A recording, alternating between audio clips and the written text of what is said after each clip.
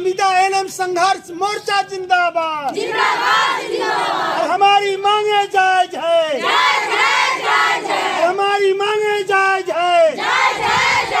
अरे फ्रांस प्रणाली से उपस्थिति लेना।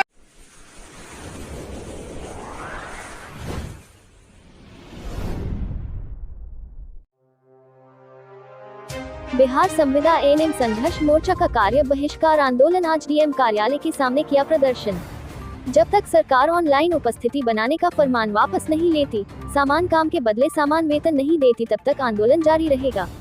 दरभंगा बिहार संविदा एएनएम संघर्ष मोर्चा के राज्यव्यापी आह्वान पर 8 जुलाई से पीएचसी में संविदा पर कार्यरत एएनएम एवं एचएनएम कर्मी face recognition attendance system online हाजिरी बनाने के विभागीय निर्देश को वापस लेने, समान काम का सामना वेतन देने, सभी एएनएम को स्थायीकरण करने की मांग कर रहे थे। बिहार संविदा एएनएम संघर्ष मोर्चा की जिला संयोजक प्रियंका कुमारी के नेतृत्व में आज पोलो मैदान से मोर्चा निकाल कर अपने मांगों के समर्थन में नारेबाजी करते हुए हजमा चौराहे से आकर समाहरणालय स्थित डीएम कार्यालय के सामने जोरदार नारेबाजी किया तथा अपनी मांग मनवाने पर जोर दिया। दरभंगा समाहरणालय समेत पूरे जिले में आंदोलन करते हुए एएनएम नेताओं ने कहा कि जब तक सरकार ऑनलाइन उपस्थिति बनाने का फरमान वापस नहीं लेती, समान काम के बदले समान वेतन नहीं देती, तब तक आंदोलन जारी रहेगा। वहीं इस अवसर पर आंदोलन कर रहे कर्मी ने कहा कि सरकार के द्वारा अब तक हम लोगों से वार्ता नहीं करना सरकार का रवैया बता रहा है कि सरकार जन विरोधी है। उन्होंने मांग किया है सरकार और स्वास्थ्य विभाग अविलंब इन नारी शक्ति का मांग पूरा करे, अन्यथा आंदोलन को और तेज किया जाएगा, जिसका जिम्मेवार सरकार स्वयं होगा।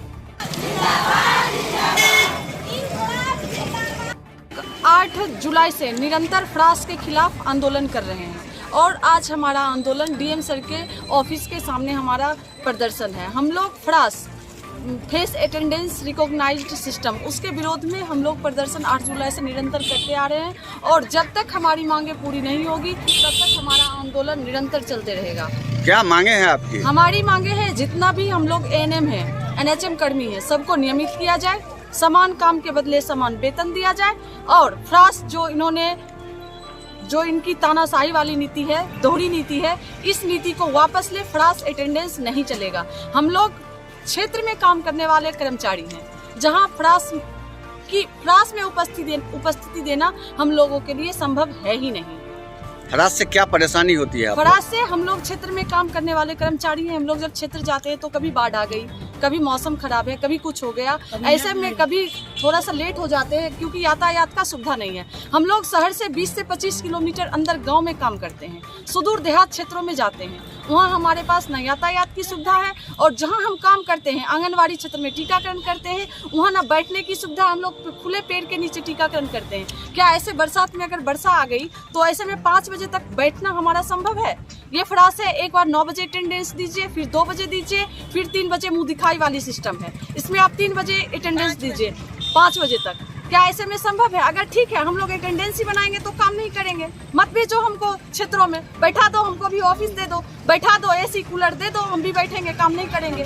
तो जब तक सरकार फ्रांस वापस नहीं लेती है, जब तक समान काम का समान वेतन नहीं देगी, जब तक नियमितीकरण हम लोग का नहीं होगा, हम लोग नियमित नहीं होंगे सारे एएनएम, तब तक कार्य बहिष्कार में रहेंगे हम लोग और इसी तरह हमारा आंदोलन चलते रहेगा। अभी तो हम लोग शांतिपूर्ण तरीके से आंदोलन करते हुए आए हैं, लेकिन हमारी बात 1 महीना हो गया, आज 1 महीना 1 दिन हुआ, 31वां दिन हड़ताल का है। अब हम लोग उग्र हो जाएंगे, बहुत हो गया अनुनय विनय। अब अनुनय विनय से न हमारी सरकार सुनेगी और हम लोग अब अनुनय विनय करने वाले भी नहीं हैं। याचना नहीं, अब रन होगा। आपका परिचय? हमारा परिचय पूजा कुमारी, दरभंगा। समान काम के लिए समान वेतन, नियमितीकरण किया जाए। फ्रांस का भी आप लोग विरोध कर रहे हैं? हाँ, फ्रांस का तो विरोध कर ही रहे हैं। इससे क्या परेशानी है? परेशानी बहुत सारी, अभी तो पूजा जी बताई ही है कि क्या क्या परेशानी है क्षेत्र में, किस तरह। सबसे बड़ी बात है कि अगर 9 बजे हम अटेंडेंस बना लेते हैं तो शाम को 5 बजे अगर नहीं बनता है फिर भी हम लोग का एब्सेंट माना जाएगा। नेटवर्क रहता ही नहीं है क्षेत्र में, कहाँ से अटेंडेंस बना पाएंगे हम लोग? नहीं हो पाएगा। ये दोहरी नीति क्यों? हम एनएचएम कर्मी के लिए ऐसा क्यों हुआ? आपका नाम? ये नहीं ना कि हमको एक जगह बैठना है, एक एएनएम को 15 सेंटर जाकर के टीकाकरण करना होता है। 20 है, 19 है, कैसे संभव है? संभव ही नहीं है। आपका परिचय? शिवानी कुमारी, दरभंगा। हैं जितने भी एएनएम है सबसे दिक्कत ज़्यादा एएनएम का है, क्योंकि ग्रामीण क्षेत्र में 3-3 किलोमीटर 4-4 किलोमीटर पैदल भी चलना पड़ता है। बहुत को नाव से जाना पड़ता है, बहुत को पैदल चलना पड़ता है, तब जाके वो आंगनबाड़ी केंद्र मिलती है। वहाँ टेबल है तो कुर्सी नहीं, कुर्सी है तो टेबल नहीं। ऐसी स्थिति में हम लोग टीकाकरण करते हैं। अगर 9 बजे पहुँच भी गए तो 5 बजे वहाँ से जब निकलेंगे तो मुश्किल है। कभी मोबाइल स्विच ऑफ हो गया तो कभी नेटवर्क के प्रॉब्लम से अगर अटेंडेंस नहीं बना तो वेतन कट जाएगा। तो कमाने से ऐसा फायदा ही क्या है? 11,000 में सही से अपना पेट तो पलता नहीं है, बच्चे को क्या खिलाएंगे? इसीलिए आप लोग यहाँ प्रदर्शन कर रहे हैं। इसीलिए हम लोग फ्रांस का पूरा विरोध कर रहे हैं और समान काम का समान वेतन चाहिए। जब काम करेंगे बराबर, जब उसी सिरिंज से जब वो दीदी देंगी तो उनको 2 लाख रुपया 1.5 लाख रुपया, तो हम लोग 11,000 में क्या होगा? पेट भर सकता है हम लोग को? अभी जो रोड पे काम करते हैं उसका भी है। ये आपका परिचय? मैं प्रियंका कुमारी, जिला संयुक्त। बिहार संविदा एवं संघर्ष मोर्चा के बैनर तले 7 सूत्री मांगों की पूर्ति हेतु जिला पदाधिकारी के समक्ष प्रदर्शन है। हम इस प्रदर्शन के माध्यम से माननीय मुख्यमंत्री, माननीय स्वास्थ्य मंत्री के नाम ज्ञापन समर्पित करेंगे जिला पदाधिकारी महोदय को। हम इस अवसर पर कहना चाहते हैं कि फरास का विरोध का कारण इन लोगों ने बताया, लेकिन सबसे महत्वपूर्ण कारण है कि फरास में भेदभाव है। कुछ कर्मचारियों के लिए ये जो अल्प वेतन भोगी, सुदूर देहात में, सुदूर ग्रामीण क्षेत्रों में काम करने वाली एएनएम के लिए 3 बार फेस रिकॉग्नाइजेशन अटेंडेंस सिस्टम लागू किया गया है। लेकिन उसी स्वास्थ्य विभाग में बहुत सारे ऐसे लोग हैं जो फरास से वंचित हैं।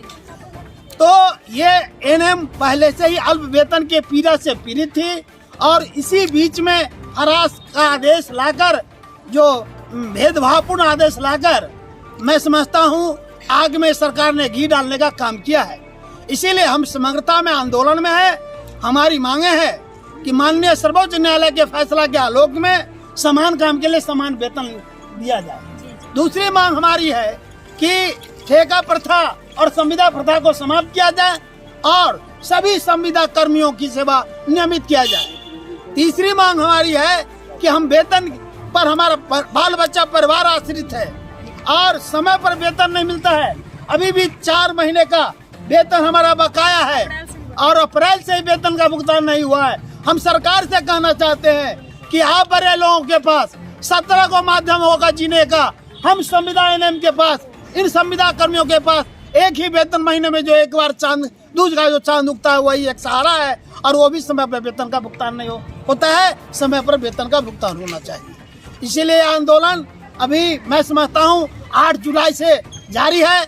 सरकार की संवेदनहीनता के प्रति हमारा आक्रोश बढ़ रहा है। अगर सरकार यथाशीघ्र आंदोलनकारी संघर्षशील नेताओं से वार्ता कर अगर समस्या का समाधान नहीं करेगी तो आंदोलन उग्र होगा, तेज होगा, जिसकी संपूर्ण जवाबदेही बिहार सरकार की होगी। नंदन कुमार सिंह, जिला संयोजक, महासंघ गोरखपुर, दरभंगा।